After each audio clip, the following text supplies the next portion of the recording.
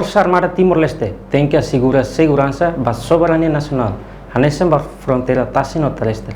Quinta-feira, semana, né? Ministro da Defesa Donaciano do Rosário, aliás Pedro, clama fui cata assunto, né? Ba jornalista Sira e Centro Formação Polícia Acadêmico Morudili.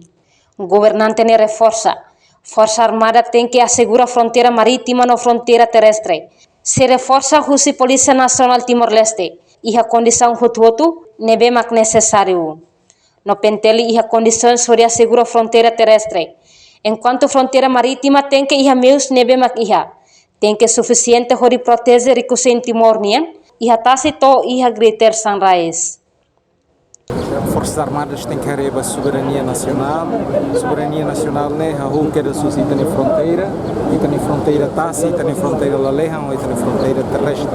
Mas hoje mostra o primeiro-ministro até tem que estar fronteira terrestre, se reforça a Polícia Nacional para dar condições o todo problema necessário para ir a polícia se revelar condições para assegurar a fronteira terrestre. Senhor Primeiro-Ministro, até tem que batassi tem que ir a meios na bema suficientemente dia para que ele proteja e tenha recursões.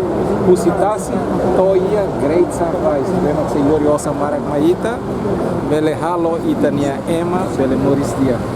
Ele moris dia para ele vai mal bebê, para ele não mas precisa e te salvaguarda, protege e tenha recursões.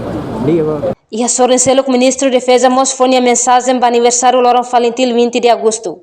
Transformação Russi Valentil, para FFDT.